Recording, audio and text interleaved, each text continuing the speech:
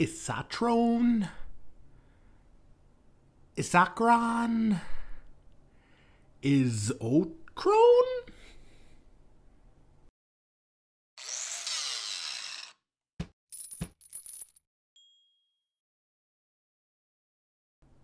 Hello everyone, welcome back to Chain of Commander. I'm your Commander-in-Chief, Billy G here, with a topic that I originally had this delayed for a couple of weeks here. It was in the back burner of topics to cover, but then a recent spoiler came out for today's releasing Double Master set, and I figured I'd just dust it off and get it ready for this week.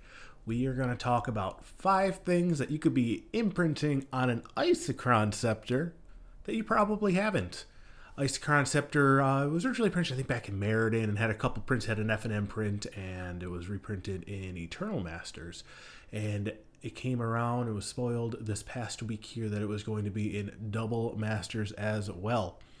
It's a 2-mana artifact with Imprint. When it enters the battlefield, exile an instant card from your hand with CMC 2 or less, and then you may pay 2 and tap the Isochron Scepter to copy that instant card and cast it without paying its mana cost. Now, before we begin this list, I do have a couple honorable mentions in regards to this particular list. The first of which would be Dramatic Reversal. 95% of the time, this is the card that you're going to see printed on Isochron Scepter at tables these days, as it is a combo piece. By imprinting Dramatic Reversal on it, you can pay 2. Dramatic Reversal will then cast and untap all your stuff. So as long as you have 2 mana available in Mana Rocks or Mana Dorks, you can do this infinitely with no gain. Or if you have 3 or more available mana in Mana Rocks or Mana Dorks, you can do this netting mana each time, producing infinite mana and then using that infinite mana to do whatever you want, really. But prior, back when Paradox Engine was legal in EDH, you could put so many things underneath here that just really made the game kind of crazy. At the time, I would have frequently put on counter spells and do soft locks so that people couldn't really cast spells. You just counter the spell, it would untap the Isochron Scepter, and you'd have it ready for the next available spell. So that's you might still see that out there. I know I've still done it. But there's spicier stuff you can do with it. Let's be real here. There are cards that you may not even thought of worth putting on an Isochron Scepter that I hope to share with you today and maybe convince you to play. So let's get going to that list. So I think the first thing we want to do here is, before I really kind of announce this first thing that we can imprint on an Isochron Scepter, I want to introduce you to my friend, Angus Mackenzie. Angus Mackenzie is a really old legend. He's on the reserve list. He's like $300, and essentially you can pay Bant colors and tap them to fog. So if you haven't guessed what this first topic's going to be, it's going to be fogs. Like I said, Angus Mackenzie is a $300 card. He's a bit of a meme in the Commander community because of his just absurd price and the interesting and kind of unique thing that he does that not too many other Commanders really have access to. But with Isochron Scepter, we can make our own Angus Mackenzie. Pretty much every fog effect on is an instant, and it's 2 CMC or less, so you can put it on the Isochron Scepter. So just by maintaining 2 available mana through everybody else's turn cycles, you can fog once a turn cycle. Now, there's 3 other players, so you might be thinking, there's 3 other players, you can only fog once, what good is that? It essentially acts as a bit of a deterrent. People aren't going to be swinging in if they know that their combat step's going to be fogged, and you kind of repel people from attacking you, because even if they attack you for a little bit, you'd be like, well, I'll just fog the whole table then, and all your attacks will go away. So it's more of a political tool in that regard. It's not a combo piece. It's just pure politics. And I guess if I had to choose a specific fog to put underneath the Isochron Scepter, it'd probably be Respite. Just because you can also gain life off of it then, and they don't even need to be attacking you to gain that life. So even as a powerful political tool that might prevent them from attacking you, you can kind of pick the one that has the most amount of creatures, wait for them to attack, and even if they're not attacking too, you can fog that step, gain a whole bunch of life, and then just do it again next turn cycle. So that's kind of my first suggestion here. Some fogs putting under that Isochron Scepter. I would say the next thing I could recommend putting underneath there is probably a little bit more common of something that's put underneath there. That'd be spot removal. So your things like Path to Exile, or Plowshare, stuff like that. Once again, kind of a political tool. It's not necessarily going to stop people from casting the big things, but it might stop them from attacking you or using the big things against you, because you could just say, hey, you know that I have this removal on the table. You can see it right there. If you attack me or threaten to attack me with this Ulamog, I am going to exile it on you or bounce it to your hand, what have you. So there's a lot of tools you can use in that regards, and you can use it once a turn cycle. Now, obviously, a more powerful answer, such as removal versus just a fog, being on an Isochron Scepter would make the Scepter a bit more of a target for removal. But I mean, even if you get 2 or 3 activations off of it first, you're pretty much making gain off of it. So another thing to consider in this situation. I know I said Pathetical Swords, Plowshares; those are both two very good ones, but I would say let's put one of my favorite spot removal cards under there. We're going to put Boomerang underneath that one there. Boomerang used to be one of my favorites back in the Paradox Engine days, because then you could just bounce the whole table. Good times. But still, spot removal never bad to put underneath the Isochron Scepter. The next one I have for you here, definitely one of the more powerful sets of cards to be in a singleton format, because they are the cards that essentially take the mid-tier EDH decks and starts turning them into CEDH decks, and those would be Tutors. Now, not all Tutors are instant speed. In fact, a lot of Tutors are specifically sorcery speed, but some of the most powerful ones, such as like the Enlightened Tutor, the Mystic Tutor, Vampiric Tutor, that whole cycle, are instant speed, and they only cost 1 mana, so they would be perfectly imprinted underneath the Isochron Scepter. And with that, then you can use 2 mana every turn to just set up your draws for the next turn, especially with Vampiric Tutor, which has no restrictions on what you can get. You can get combo piece, or answer accordingly, and just then be prepared on your turn to handle whatever threats you have available at the table. Now, this one is one of the ones that you got to be more concerned about, because people will recognize the threat that is a tutor, a repeatable tutor on the table, and they will be very apt to try to remove that quite quickly.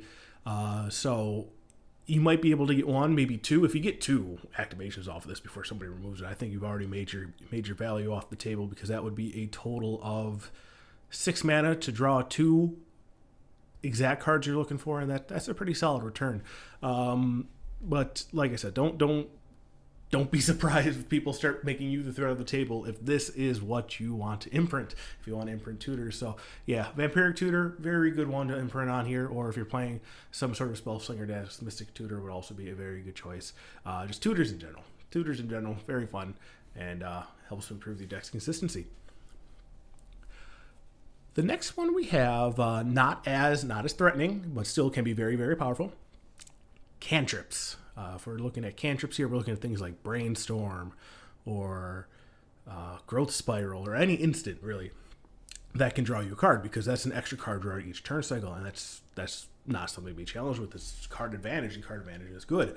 And the thing about cantrips is that they're significantly more innocuous than Tutors. It's like more incremental value. You're not getting something that is an answer right now. You're just digging through the deck a little bit further, a little bit faster. So people might not be as threatened by those, and you might be able to get away with having that on the table a little bit longer than, say, a Vampiric Tutor. But you still get the value out of it, and you can probably play it off a little bit if you're pretty good at acting. It's like, man, this isn't doing anything. It's just drawing my card each turn and stuff like that. Oh, don't need to kill this Isochron Scepter. It's not doing anything. But in reality, it is. Things like Brainstorm and other cantrips, they really are not so much card draw as card filtering, but by putting it on an Isochron Scepter, you no longer have to sacrifice the cost of a card to play it. And every turn, then, you are getting card advantage, when originally cantrips were designed to be card replacement. Now, if I had to pick any cantrip to stick on an Isochron Scepter, I think the best one you could stick on there would be Growth Spiral, because Growth Spiral can not only draw you the card, but also put a land on the battlefield at instant speed, so you'll be able to like not only draw cards and ramp. And I think Growth Spiral might be like the exact line of when something may or may not be a threat to other people at the table. If I saw a Growth Spiral on the table imprinted on an Isochron Scepter, I'd make a case for having that removed. But something like a Brainstorm, I think, or an Opt, I think you can get away with just being like, yeah, let that guy slide. He's paying 2 mana to cast an Opt every turn. I wouldn't be as threatened by that, but while I wouldn't be threatened by that, I would know that that particular player would be gaining incremental value throughout that card being on the field. Now, the last card I have here doesn't really fit in a category. I don't think it might count as the Cantrip. It might count as the Tutor. I don't really know what it counts as, but I know from personal experience that this is a great card to imprint on an Isochron Scepter, and that would be Mission Briefing. Mission Briefing, it's blue, and essentially you surveil 2, so you can look at the top 2 cards of your library, put it into the graveyard if you want, and then you can choose to cast a spell from your graveyard as if it were like from your hand. And a lot of people, when this came out, they compared it to Snapcaster Mage in the way that it kind of lets you cast things from your graveyard for 2 mana. And people like me, I was looking at this, I'm like, no, I think this is actually better than Snapcaster Mage. I think this is going to see more play because it lets you choose the card, so it's not like you target it so somebody can exile it in response. And it lets you pay alternate costs, like Overload and stuff like that, when Snapcaster Mage did not. It just gave you the flashback cost, which will make you pay the mana cost over again because it's an alternate cost. Now, I'll be honest, I think I was wrong in that one, at least in other constructed formats. Snapcaster Mage is still played significantly more than Mission Briefing, but can't imprint a Snapcaster Mage and an Isochron Scepter. And once that thing's on an Isochron Scepter, you are getting so much value out of it. You can start digging through your deck. You start casting things from your graveyard.